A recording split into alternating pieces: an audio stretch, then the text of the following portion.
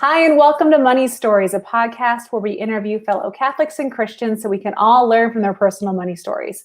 My name is Caitlin Cano. I'm a wife, mom, financial counselor, and student of all things stewardship. And I'm Diana Rojas. I am a fourth grade math teacher, a young adult parish missionary, and a children's book author. Hi, Caitlin. So good to see you today. It's good to see you too. And you are kind of wrapping up your first week back at school.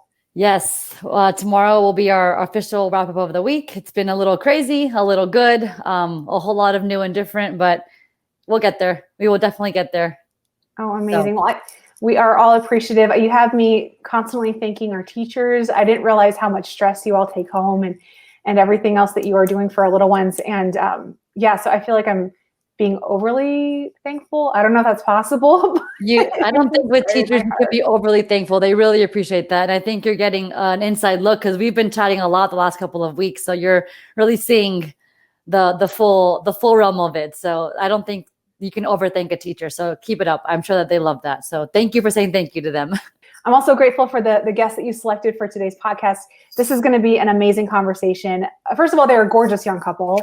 They're beautiful. And I'm really excited for this conversation. But do you want to give our audience a little bit of history before we bring them in? Sure. So we are talking today with Michelle and Ais Lopez, which are very dear friends of mine. We're all located here in Miami, and they are very heavily involved in ministry at St. Augustine Catholic Church. And I don't want to share too much about their story, but they have a beautiful story. And I'm just excited that they said yes and that they're here because I know just having the chance to grow with them and learn from them has been super awesome. So I'm sure that our listeners are going to have a lot to grasp at and hold on to after their conversation with us today. So I guess we can jump right in, right? We don't have to keep waiting for anything. Let's just do it. So I'm going to go ahead and bring them in. Hi, Michelle and Ais. Hey. Hello. Thanks for having us. We're just so thrilled and we're blessed that you're here. And so today's theme is kind of focusing on financial faith. And I think that's what struck me most when we interviewed the two of you before we did the podcast today was just your sense of calm. And I don't want to say I'm envious of your calm, but as, mom of four, dealing with this COVID craziness, we're moving this week. I don't have any calm in my household. And you two seem to just have a sense of calm about you. So I feel like that's kind of what's going to be the theme of today's episode. But yeah, I think we can go ahead and just jump right in because I'm so curious to hear your story. Yeah. So like I said, I didn't want to share too much of the story because you guys tell it better than I do. And I mean, I know you and Caitlin talked to you guys a little bit, but can you just share with our listeners a little bit, just like where you guys are now as far as career-wise and kind of like briefly how you guys got to where you are in your lives and in your careers and whatnot? Yeah, I'll go ahead and go first. So my name is Ais. This is my wife, Michelle. And right now, currently, I am actually pursuing firefighting. I'll be 32 next month and kind of had a little, actually, I think in the last few years, I've had a couple of career changes, I think we can say. So definitely there's been some times that of uncertainty. But also just kind of a place of trust. So I grew up a family of four. My dad was, very involved in business and stuff, kind of like a self-made guy. He was very into retail. And then he got into the gas station business. And I actually helped him with that for a little bit. After that, I got involved with gyms and, kind of the fitness industry. I was very involved with CrossFit and, working as a training manager and head coaches of different gyms in Miami. My father passed away during that time, and I was kind of like the other business mind in the family, and he had already retired at the time, and we were going to basically start, another business venture together. He was going to put the money up and some of the knowledge. I was going to be more of kind of like the workhorse. Mm-hmm. And that was kind of our plan. And, pretty much in the middle of that, he passed. So that's when he passed when I was 24. I remember when I turned 25, we had already spoken about moving on from the gyms. And I kind of realized at that moment, like something had to change. I needed to make a move. And I left to do commercial real estate to make more money. I did that for a couple years. In that time, I started at the young adult group that Diana mentioned, earlier at St. Augustine here in Miami, which Michelle was actually leading at the time. So we met at that group, and a month or a year into that group, after a lot of praying and discerning and really allowing the Lord to just kind of speak and take over the decisions of my life, I discerned out of the job that I had. I actually decided to take a year off of work and just dedicate it to ministry and just kind of going wherever the Lord was calling me. And a year after that, I started working at a 6 to 12 Jesuit school down here in Miami called Belen, which I actually graduated from. Which is funny because I left the gyms to seek more money, and then I was making more money. And then when I got to when I accepted this job at Belen, I was making less money than I was making at the gyms. Campus ministers don't get paid too well. So I did that for a couple of years. Michelle and I got married during that time. We had our son, Ais Gabriel, who passed shortly after his birth. But the school was very supportive, of us at that time. And I kind of discerned out of that position. I think a big part of that was what happened with my son, and he got into cardiac arrest at our house, which we were kind of expecting, but it was still a little bit of a surprise. And I was able to perform CPR on him, and it was just like a very impactful moment for me, being able to bring him back and allow the firefighters to get there and take over. And he ended up passing away in the hospital in a very less traumatic environment. And I was just very touched by the firefighters that responded. And something kind of happened that night for me. And then we had a friend of ours that actually passed away from cancer a couple months later. And I was kind of involved with his care. And this kind of desire to be a firefighter was kind of awoken in me. And I started pursuing that. And that's pretty much kind of what I've been doing the last year and a couple months. So yeah, right now I've actually applied to a couple fire departments, but I'm still doing some of the schooling. I'm in paramedic school. So yeah, just hoping and just trusting that the Lord will open up a door soon. But if not, luckily I do have a job that I'm able to kind of cover bills with, Michelle also working, and in the meantime, just applying to departments that open up. So I think it's amazing. And I love that you use the term discern several times, because I think a lot of times, us lay folks, we don't think about our career choice in terms of discernment. And so as you're talking, it made me think of Ephesians chapter 2, verse 10. God has made us what we are, and in our union with Christ Jesus, he has created us for a life of good deeds, which he has already prepared for us to do.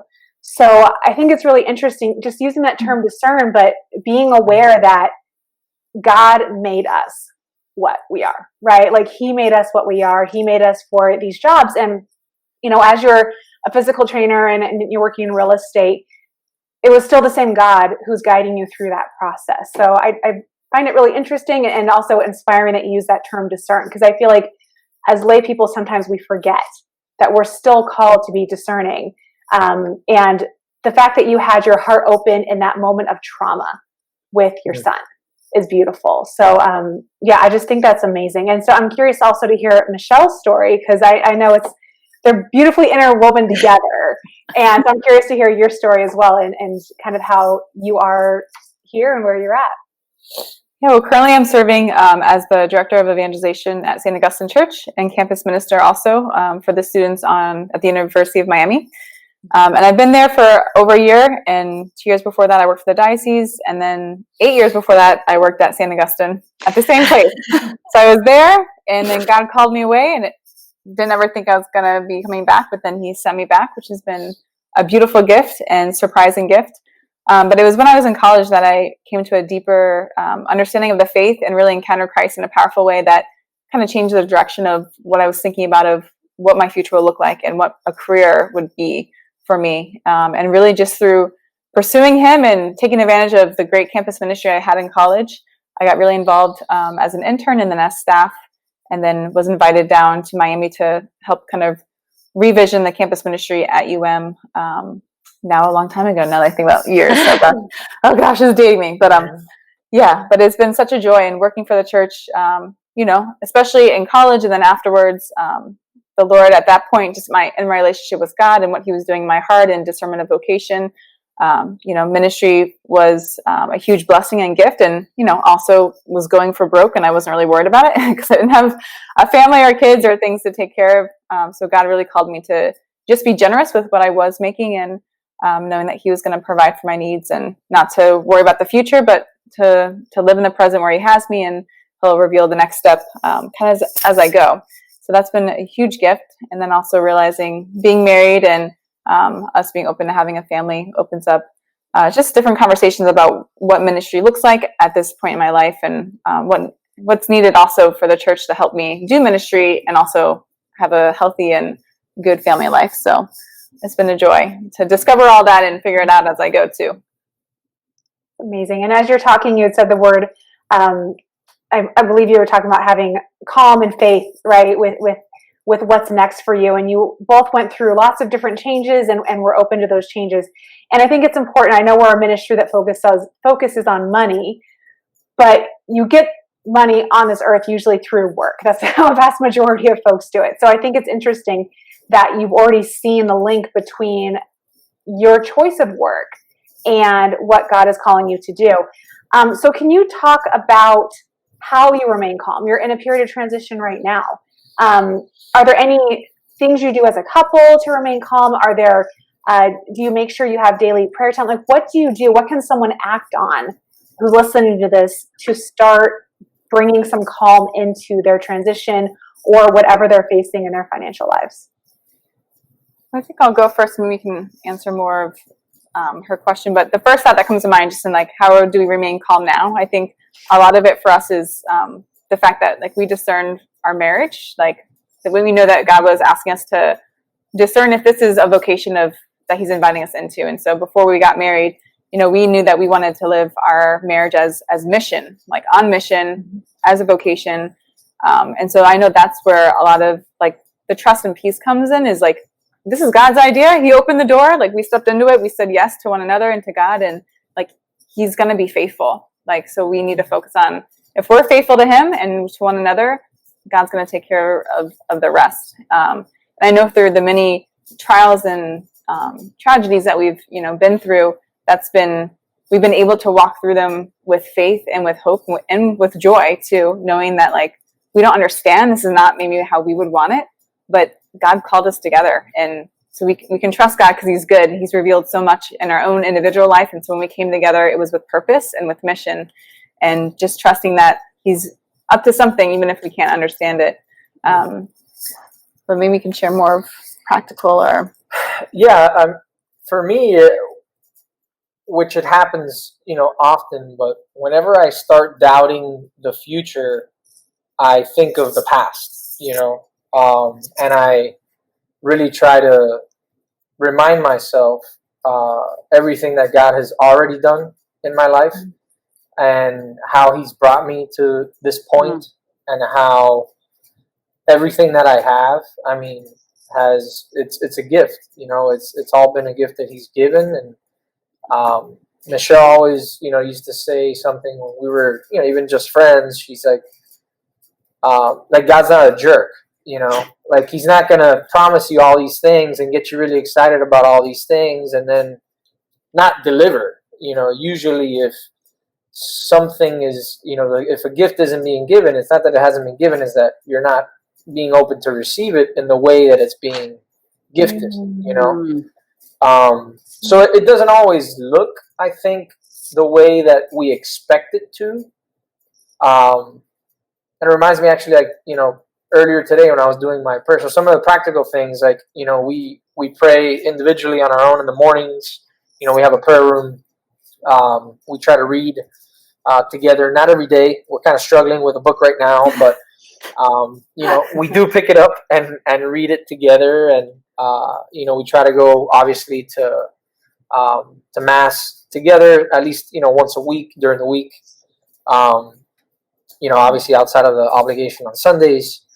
But in that prayer today, I was kind of reading about these things of recalling these graces, and really bringing you back to the beginning, and realizing that God is somebody that we can trust.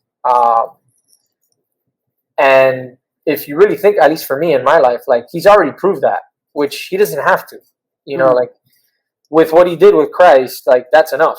Like He doesn't have to do anything else, but He does, right? Because that's just who He is, and there's really no limit. We're the ones that I think limit, the gifts that God wants to give us by our receptivity to those things. So I don't know if that really answered your question, but I think you did it more. That was beautiful. I appreciate it.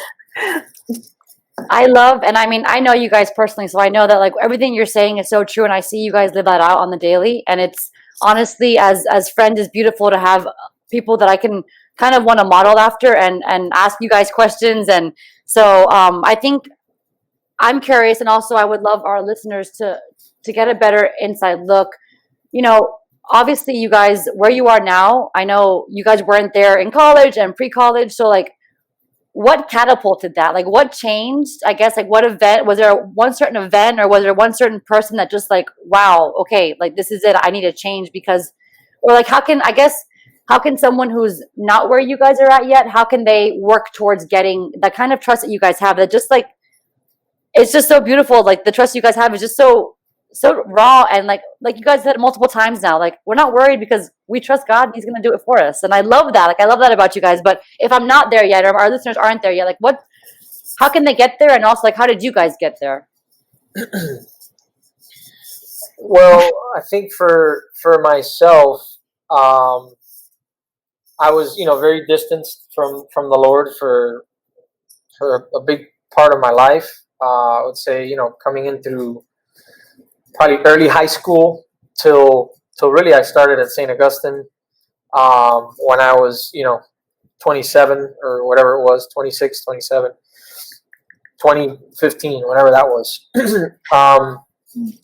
But yeah, I think for me, my dad's passing was definitely a huge event in my life. My dad and I were very, very close, and I was basically like his like night nurse, and he got sick in August, and I remember sometime in like October, I had asked him what he wanted for Christmas, and he told me that he wanted me to go on an Emmaus retreat that was happening in January, that he was actually going or supposed to be serving on with my brother. So my brother and he were supposed to be on the team, and he had asked me to go on this retreat, and I kind of like dismissed it, and I was like, what do you really want? And my dad only got worse as the days went on. And I remember as the retreat was approaching, my dad was in the ICU, and my dad landed in the ICU a week before the retreat was taking place. And I remember that week, people would come over and say, hey, are you excited about the retreat? And I kind of brushed them off. And a few days before the retreat, I asked my dad, hey, do you want me to go on the retreat, or do you want me to stay here taking care of you? Because he really liked me there, especially overnight. My dad also was not himself at that point. He was a shell of himself and highly medicated, and he told me that he wanted me to stay. Not in many words, because he really couldn't talk much, but he kind of said, hey, I want you here. And the day before the retreat, my uncle, who at the time was studying to be a deacon, approached me and said, hey, are you excited about retreat? Are you ready? And I told him, hey, Mark, like I'm not going. And he said, why not? And I told him, what had occurred with my father. And he said, hey, remember what your dad's wishes were when he was healthy.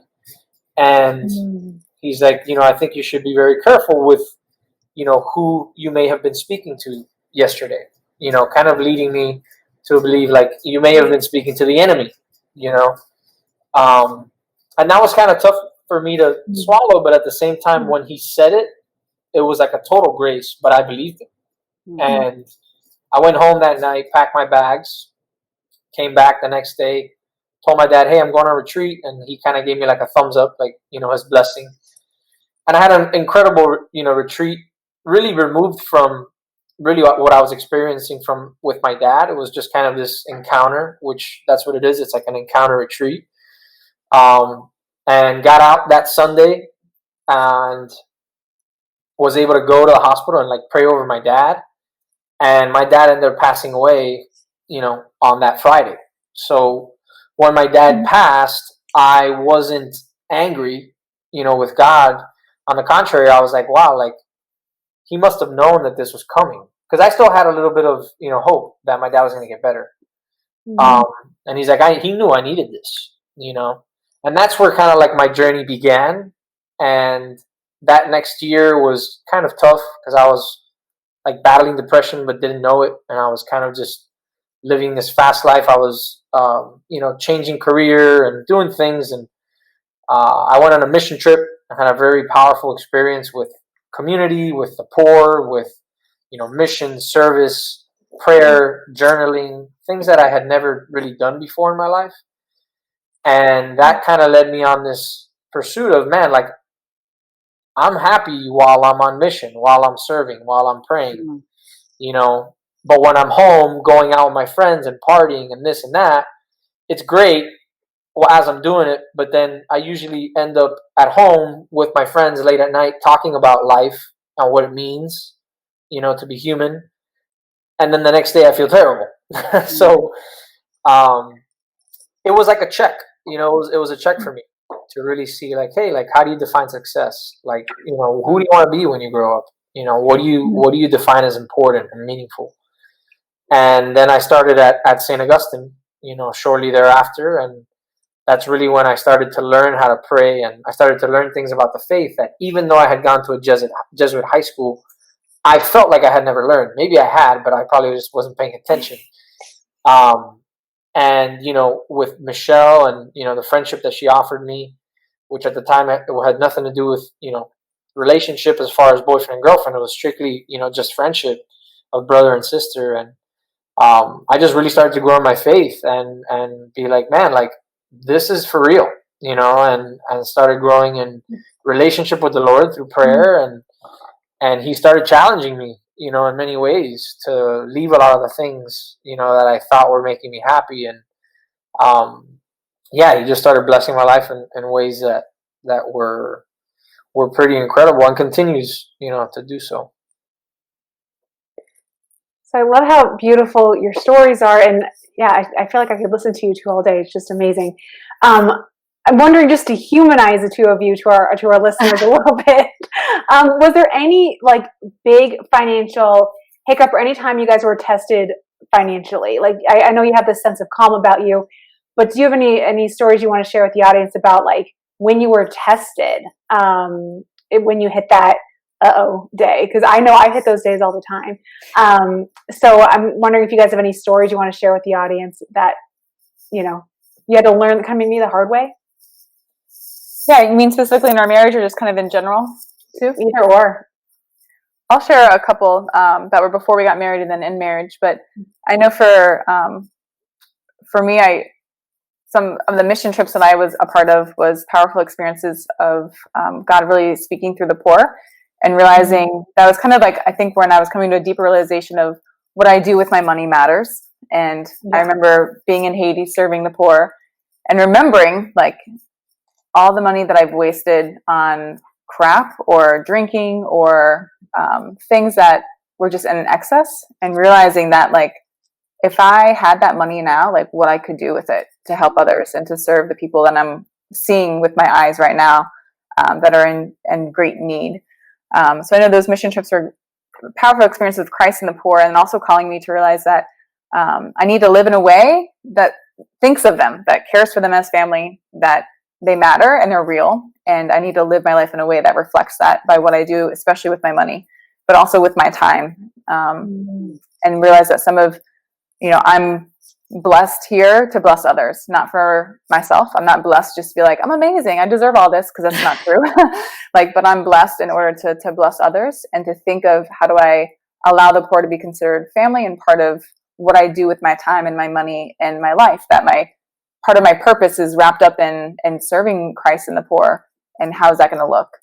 And I know for our marriage, we lost our son, Ais Gabriel, like you mentioned, and along with that comes lots of bills with the hospital and just tons of stuff. And our friends were really generous in wanting to do like a GoFundMe, and just in praying about like, okay, well, people are going to be very generous with us. Like we're so grateful that they wanted to start that. We also decided like that we want to continue reflecting what we're trying to live out, which is, okay, well, we know we have some needs, but we know that they will be taken care of. And so we ended up deciding to split the money 3 ways. Whatever was raised in our GoFundMe to help us pay for bills, we would also, no matter what it was, right, we're going to share it 3 ways. And just, I think that the Lord called us to a radical trust in saying like, okay, if this is what he's calling us to, like he's going to provide and be generous with us. And, we were able to raise so much and honor our son by, his life in the way that what we raised for his life could be shared with others that can be provided with life in a way in the poor. So I think that was, even in making those decisions, we had conversations and thoughts about like, well, what if we're not going to be provided for, But it was like that call to be like, okay, if this is what the Lord's putting on our heart, we shouldn't be afraid, but we should be excited to see how God's going to bless us and bless others through our openness to let him use this opportunity, this tragedy, as an opportunity for good. So that's been, and then we lost our daughter, Pieta Marie, this year, 6 months in the womb. And yeah, we, especially with her, because she got to go on mission with us in the womb to the DR on a trip. So we knew that just after we heard that news and was processing, just next steps we have to take and taking care of the funeral. And we knew that, again, people would probably want to support us and show love in some way. And so we started a fund for a water project for the DR for the next mission trip in her name and her honor. So those are just some practical ways that I feel like we've been challenged, and we're able to, by God's grace, hear him invite us to just a radical trust that, that we're going to be provided for. And even in this time of transition with jobs or just next steps for his career, again, I don't know, God has called him, and it's clear, the call has been clear.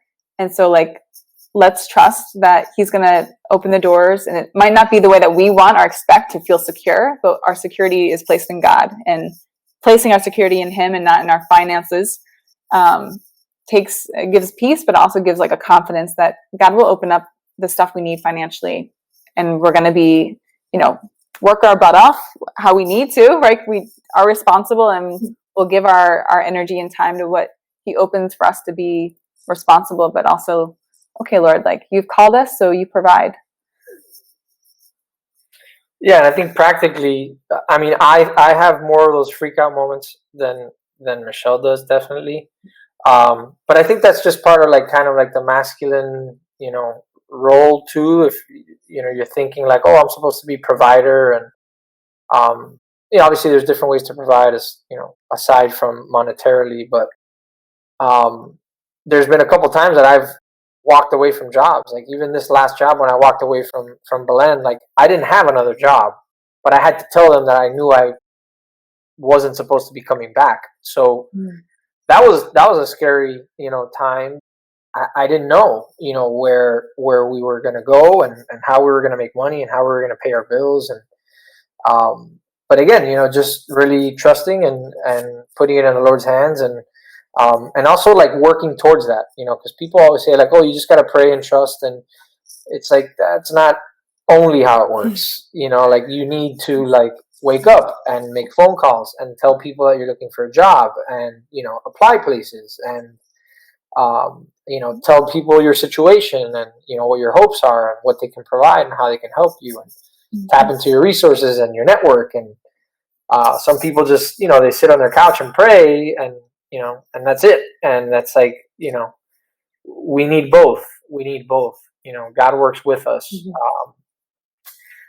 so that's kind of, what we did at that point. We prayed, and I reached out to just friends of mine. Actually, one of the guy that ended up giving me a job was he's an Emmaus brother of mine. I met him on a long time ago. We were serving on the board of a charity together. But then recently, through he was at my dad's funeral. I gave the eulogy, and he was there, and he was very touched by that. That actually caused kind of a conversion and spirit experience in him. So all that kind of coming full circle, and them being super generous with me, knowing that I'm in school and flexible schedule, giving me the money that I need to be able to make things work. Because I think that's something that Michelle and I have learned how to do is we live within our means. Saying like, hey, one day maybe we'll be able to do more, right? But right now this is where we're at, and just honoring that, and still being able to enjoy ourselves and do things that are fun, but within our means and within reason, and with using the gifts that God has given us. So I feel like you two can have your own podcast. There's so many beautiful things and so many gorgeous nuggets, and I could talk to you all day, but just trust and sweat, right? I mean, we have to trust and we have to work, and yep, you guys are a beautiful example of that. And Diana keeps telling me how blessed you two are in prayer. So I'm wondering if we can wrap up and you guys can lead us out in prayer. And I'm excited about this prayer. Yeah, absolutely. The little tag team.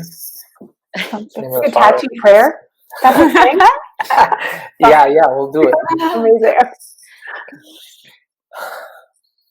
Lord, we thank you and praise you for the gift of our life, and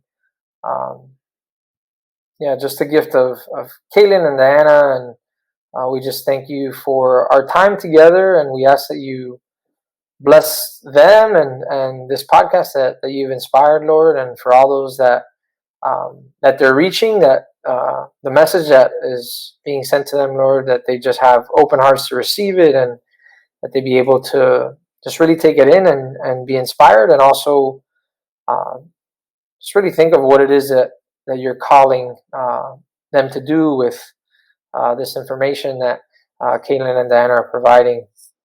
I want to pray for Kaylin and for her family, for her work, and just her continued ministry, Lord, and you just bless her motherhood, and just continue to give her just the gifts and the energy to juggle all of the balls that you've placed in her hands, and that she just always know and have faith that everything that you've given, Lord, is a gift, but that you also provide the energy and the time, and just the space to be the mother that you've called her to be. We pray for Diana and just her ministry as a teacher, and especially now starting off with this new school year and all the changes that come with it, Lord, that you just allow her to surrender to some things that maybe she saw or expected that were going to be different, and that you just bless her and just allow her to be a light to all of the children that you have entrusted to her. And we just, Lord, thank you for everything that you've given us. We thank you for everything that you've taken away. We just ask that you just give us a deeper trust in the things that you have called us to, and that you just make us more receptive, Lord, to the gifts that you want to give us. For the gifts that you've already given us, Lord, that maybe we cannot see, just allow our eyes and our hearts to be open to them. We just pray for our generous hearts to be generous when times are flourishing, and also be generous when we're in poverty or struggling, that we may just serve you and trust you, and to let our faithfulness be what measures our success, our faithfulness to you. Amen. Amen. Thank you guys so much. Thank you guys. Thank you. You guys are awesome. Thank you. I appreciate it, really. We appreciate you guys. Thank you very much. And we'll be praying for you guys and for Compass. And so thank you. For more information about Compass Catholic Ministries, including the various Bible studies and services that we offer, please visit compasscatholic.org. If you enjoy money stories, please share it with a friend. You may also like Compass Catholic's other podcast, Manage Your Money God's Way, available wherever you get your podcast. If you have any comments about today's show or suggestions for future shows, please email us at info@compasscatholic.org. Thanks for listening, and God bless.